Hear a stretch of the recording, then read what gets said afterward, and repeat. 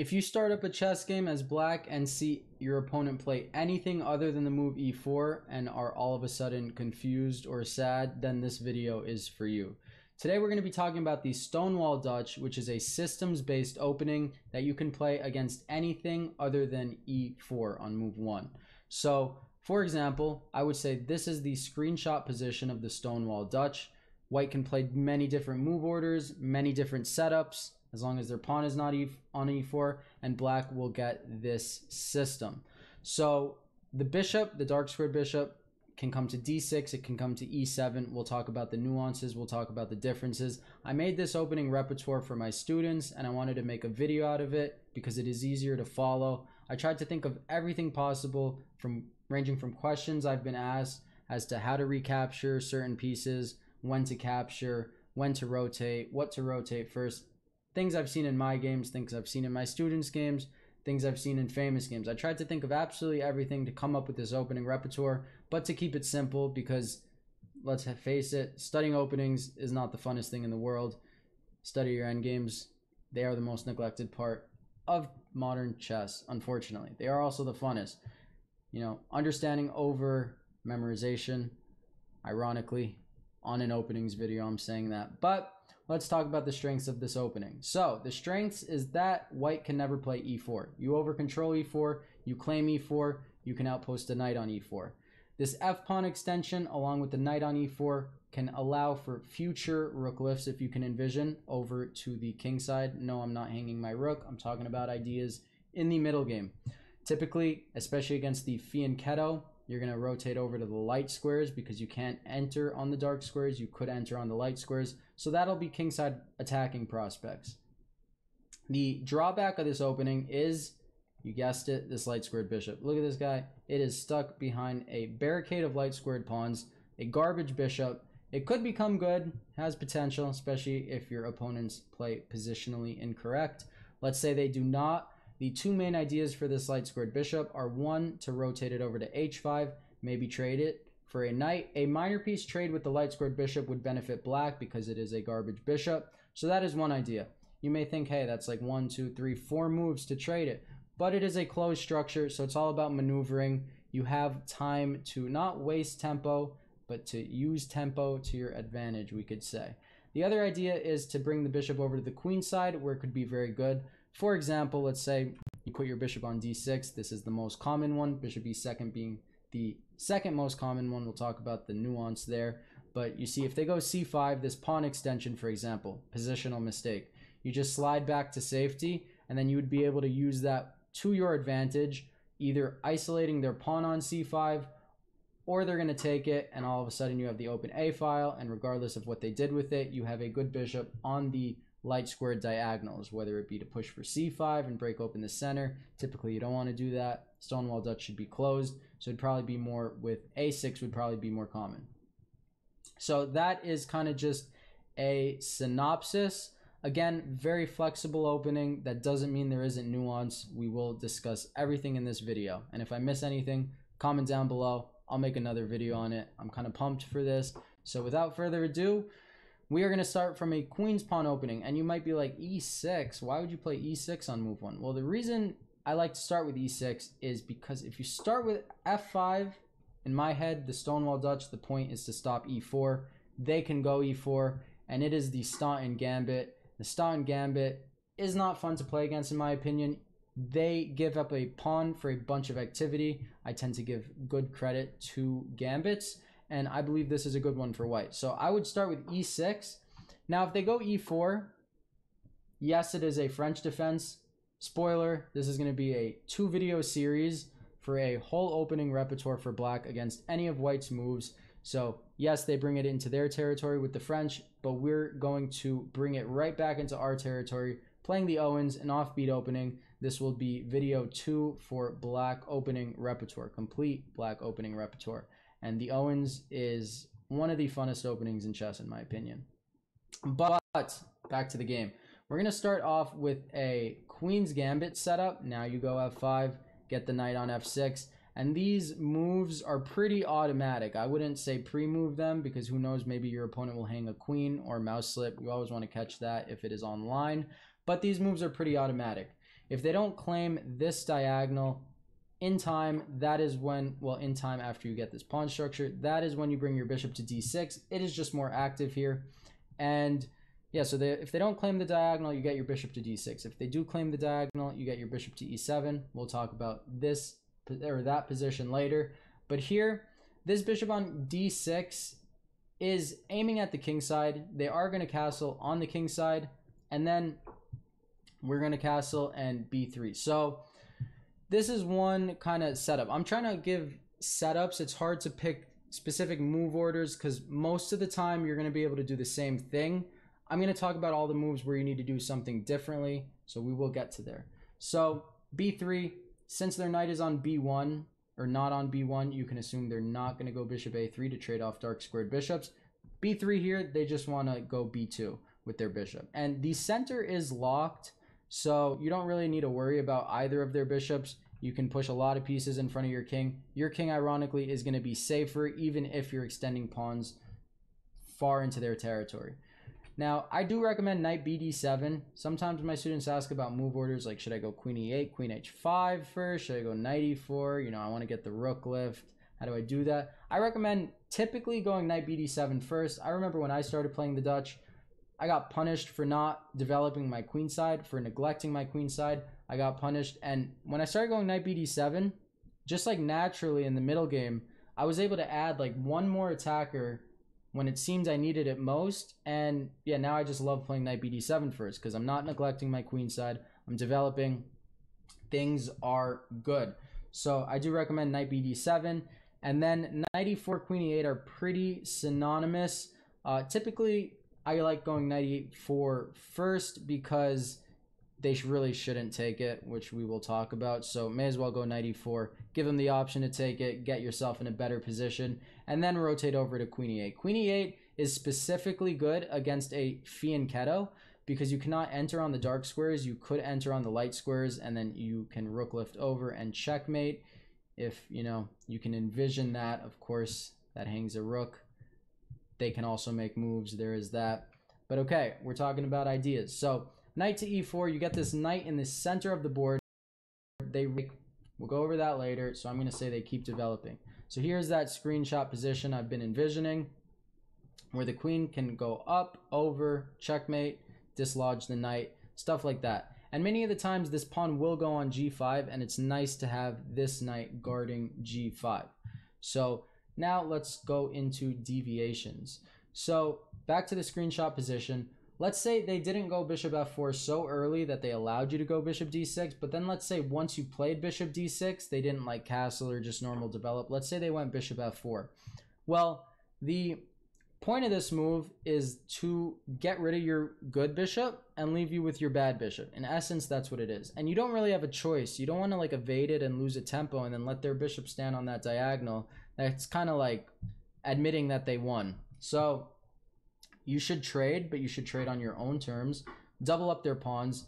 And bishop f4, though an odd looking move because it doubles their pawns, it's actually surprisingly popular at the top level.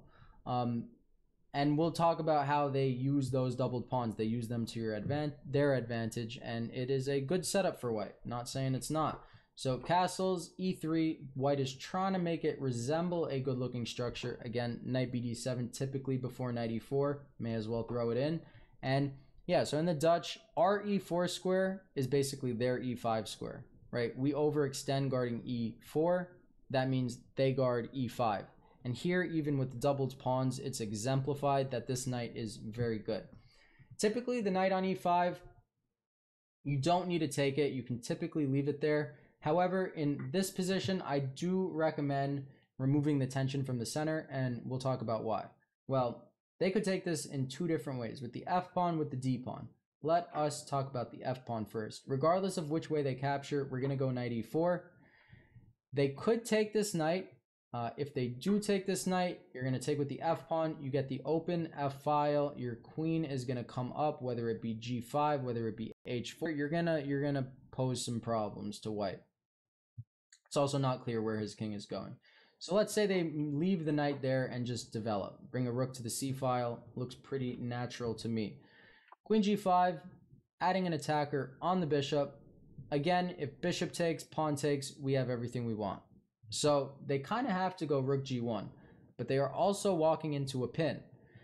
Now, their bishop cannot move, and this allows us to thrust forward the f-pawn, f4, a very hard move for white to deal with. We are threatening to take and take with check. Again, their bishop cannot move. If they take our knight, we take back. And this is just hard for white to deal with. They're going to need to play very accurately, and to a human, super hard to play this position as white. Their king is just stuck in the center. Our king is very safe. Again, we don't have, our bishop's nothing to brag about, but look at their bishop. That's something to brag about even less, in my opinion. So that is if bishop to f4, going for the bishop trade. Now, let's say they don't take with the f-pawn. Let's say they take with the d-pawn. Also possible. We still go knight e4. Now, I want to throw in if they exchange. If they exchange, take with the f-pawn. And the reason we take with the f-pawn, well, you could take with either pawn, but the reason is if they are ever to take, we take back, and look at this pawn structure against their bishop, and look at our light squared bishop. We're left with all the strengths and honestly none of the weaknesses. So this would be a nice setup if they take with the, or if they take on d5, we take back. So yeah, I'd recommend taking with the f-pawn. It just looks cleaner. Like, look at this pawn structure. I don't know about that one. Look at this pawn structure. Seems good. Again, it's up to choice, but this leaves more room for error for them. And hard to say white has an advantage here. Now, excuse me. Let's say they go c takes d5. This is another question I get asked. What do I do if my opponent takes on c takes d5? Well, it depends when. If their knight is already on c3, that's kind of where I decide to take with the e-pawn. So typically, c takes d5 is not a great capture. I do make the decision based on where the queenside knight is. If the knight's already on c3, I tend to take with the e-pawn, maintaining the queenside pawn chain, not allowing the knight into b5, and shutting down the bishop. And my bishop is on c8, so it guards f5. I can always plug any hole with the light squared bishop. I don't really care about the piece anyway. So as long as it's doing something, I am happy with it. Now, if their knight is still on b1, sometimes I do take with the c-pawn because I am not worried about the knight coming to b5. Typically, they're relatively equal. E takes is better most of the time, I would say. Now, knight e5. Here's an example where you do not want to get rid of the knight right away. You don't want to get rid of the knight unless you have a purpose to, right? It looks nice. It's placed nicely, but it's not actually doing anything.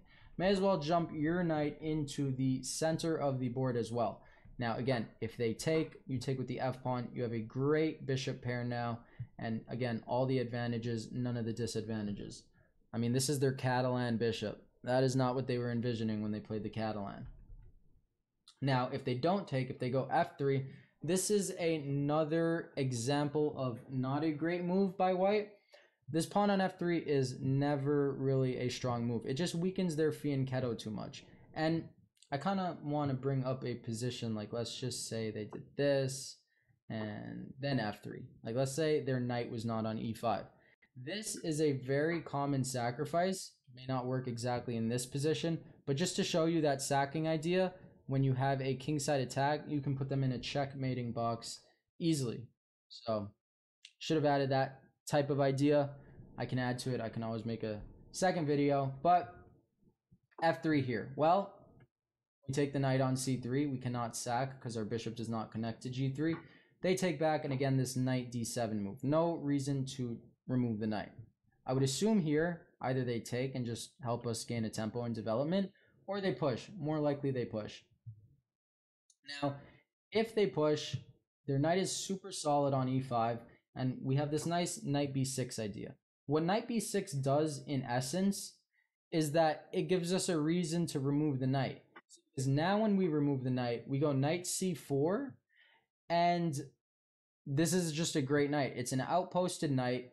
It's blockading an isolated pawn, which is exactly what you want to do, and it further outshines both the bishops. Like, yes, our bishop's not great, but their plural bishops are very bad, and our knight is very good.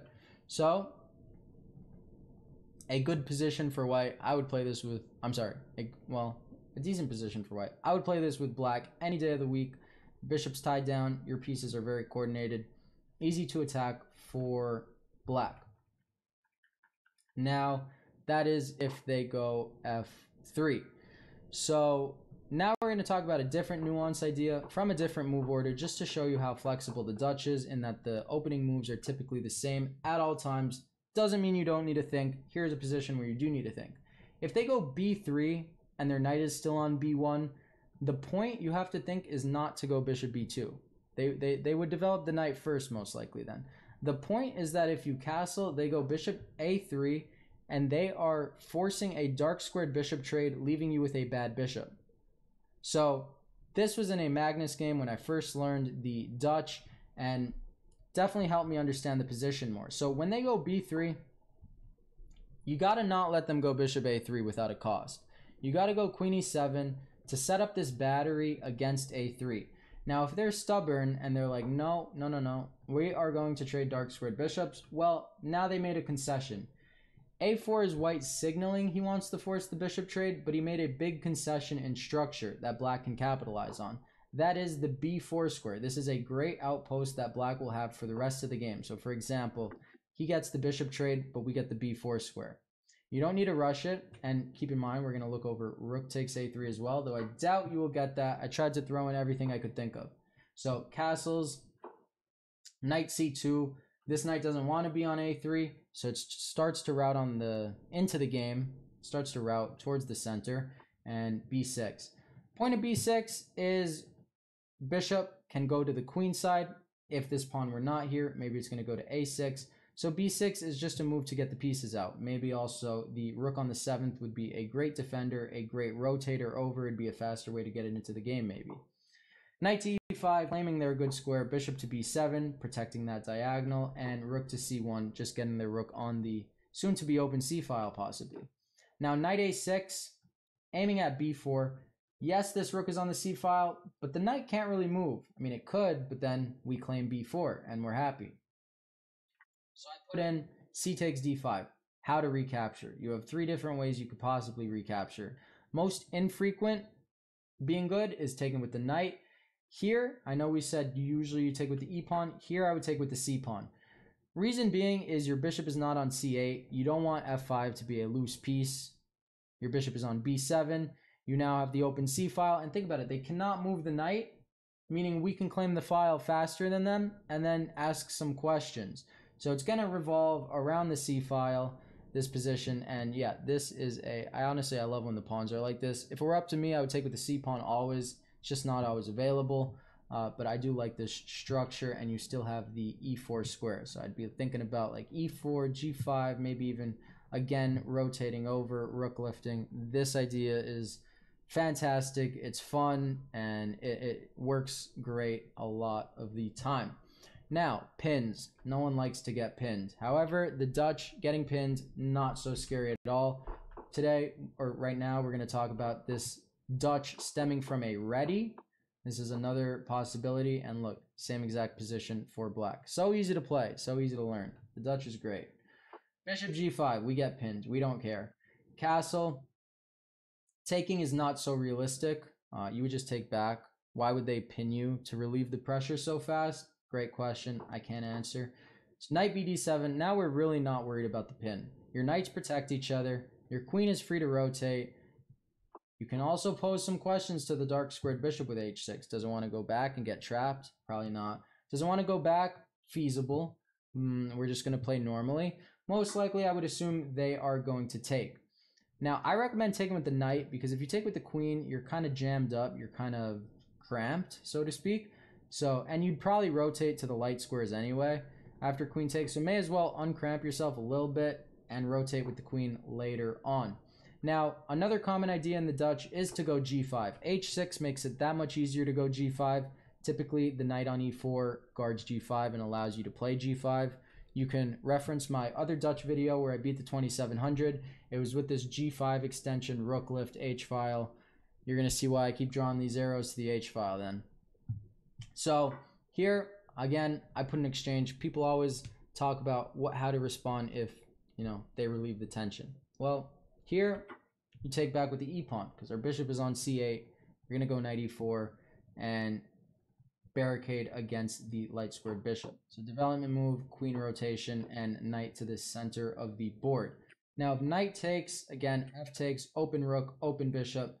This is just white not playing at best, but questions I've gotten and things to do in those types of situations. Now, let's say they go c5. This was another option. Instead of taking c5, you go bishop c7 retreating, and then let's say they play it b4. Let's say they play it like a bayonet attack in the King's Indian attack.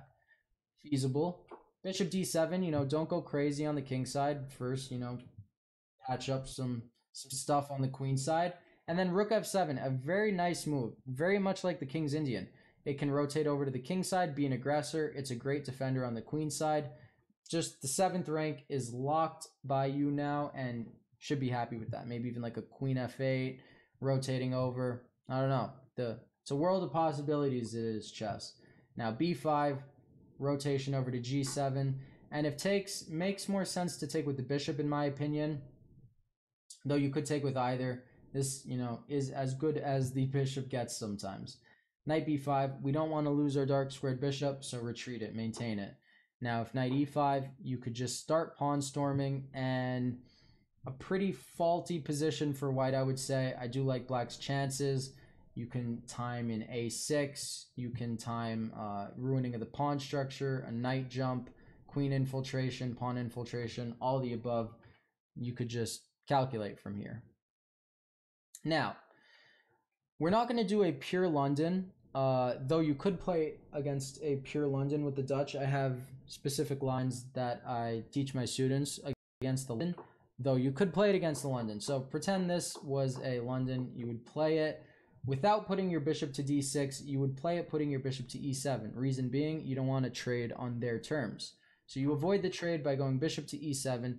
Now, this bishop looks more passive, but the battery actually allows for a quick g5 in the middle game. So ironically, turns into a more aggressive game in my opinion. Bishop e7 is just as good as bishop d6. I'm just biased and picked one.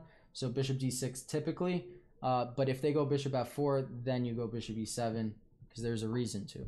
So castles, knight e4. Again, same types of ideas. I threw in if they take or if they don't take. If they take, again, take with the e-pawn in most cases. Kind of looks very similar to the other lines. If rook c1, g5, and white has two possibilities, bishop g3, bishop e5. Sometimes you could even trap the bishop here. Tactically, it does not work in this position, but this f4 extension is something to definitely keep in mind. Also, if they are fianchettoed, think about it, they wouldn't even have the g3 retreat, so it'd feel even more awkward. But with this bishop on g3, you probably want to snap it off, and then just improve your bishop to d6 where it's more active, open h-file. I'm not going to keep repeating the attacking ideas because then I'm going to sound like a broken record, but very safe position for black. Look, I mean, doesn't black's king look safer compared to white's? Like, just, maybe it's because, I don't know, the attacking ideas are just super easy against white's king, so it's kind of like a mirage in my opinion. And yeah, so g5 works great. If bishop e5 is the other possibility, again, no rush to take it. I honestly think a knight is better on e4 than a bishop for white, so it really shouldn't bother us. The last thing you want to do is take and outpost their knight. So for example, use the g-pawn. Extend the g-pawn, dislodge the knight from guarding e5, allowing you to take and now crumble white's pawn structure. Now black is noticeably better. This is getting further and further from a balanced game. Black has so many attacking prospects on the king side, and honestly with this pawn on e5, it's hard for white to think of any entrance to pose problem to this king. I mean, it's just one of those, it's a rare type of case where you're pushing all these pawns, white's not pushing a single pawn in front of their king, and your king is safer. I love the Dutch for reasons like that. Now f3, again, typically not a great move, but very common. They don't like this knight on e4. It is a thorn. And of course they cannot take it. That just looks bad. f3 and bishop to c5, aiming at a weakness that they created. No need to rush. Their only move here is knight d1. If they don't play knight d1, for example, let's say they get greedy. Well, first of all, look at that. That's gross. Tripled pawns until they become doubled after it is taken. You get a rook, you take the e pawn, and you have a rook and two pawns for two minor pieces, but the pawn structure is so locked that the minor pieces are irrelevant almost. Just don't allow them to become relevant. You know, easier said than done. But guarding the pawn, attacking the weakness, get your pieces into the game. Black is way, way better here. They don't have much. Now, let's say they do play correctly in that they play knight d1. I would remove the pawn. They could take with anything. The best thing they could take with is the pawn. And you give a check. They block. You double up. And again, attacking prospects, very, very simple. It looks like they win a piece. They don't. If they try to, they get checkmated. Greed is bad.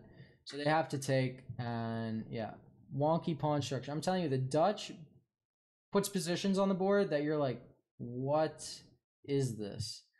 That's just what it does. But that's why it's so fun. So again, you know, analyze this position further. It is equal. I think the bishops are going to be better than the knights. The knights are tied down. These bishops can target weaknesses. As so long you maneuver them correctly, I think it is an easier position for black to play. Try not to be biased.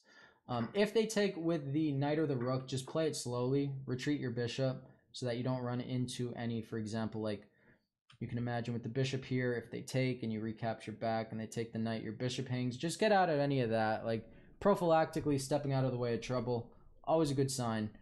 Rook takes f3. Again, prophylactics. Your position is better, so just improve it over time and you should win. Now, the last chapter we're going to go over is the King's Indian attack. In my opinion, this is the best white has against the Stonewall Dutch, but you can still play the Stonewall Dutch against the King's Indian attack and it's still good. The reason I say the King's Indian attack is the best against the Stonewall is that the whole point of it is to play e4. And if the whole point of the Dutch or the Stonewall Dutch is to stop e4, you can kind of see them meeting head on. Again, white should not rush with e4. If they rush with e4, they just lose a pawn. Mega exchanges. All you need to know is black just won a pawn. They have some compensation for the pawn, apparently. I don't know. I don't see it. It's just a pawn. Also not full. Like, they barely have compensation. So, even at best play. So, one cool try, for example, they could do is this knight g4 thing, where if you take, which you should, they take, and yes, they damaged your structure. You are up a pawn, though. Your knight is actually going to become quite a beast as well, and it is nearing an endgame, and you are still up a pawn. So, for example, they need to play perfectly. The second they don't play perfectly, they run into trouble. And again, white really doesn't have much compensation. As long as the second you get your bishop out, it's a full pawn. I could say it like that. Now, let's say they're patient. They play knight bd2. This would be good for them. And then they play e4. So they've prepped it. They've played it at the corresponding time, not prematurely. Still going to be a lot of exchanges. But again, they cannot really do this. Well, actually, we'll get into that. But if knight g5, trying to win the pawn back, very important you throw in this extra e3 extension. The point of the e3 extension is to damage their pawn structure. You're going to lose a pawn anyway, lose the pawn on your own terms. Now it's kind of a symmetrical pawn structure, and so may the best man win, you know? Play some chess, have some fun. I guarantee you they're out of theory, so you should be chilling. Just play some chess, and hopefully find better moves than them. That is always the goal. Now, one thing I wanted to talk about is I'm looking for the position that trades off into an end game.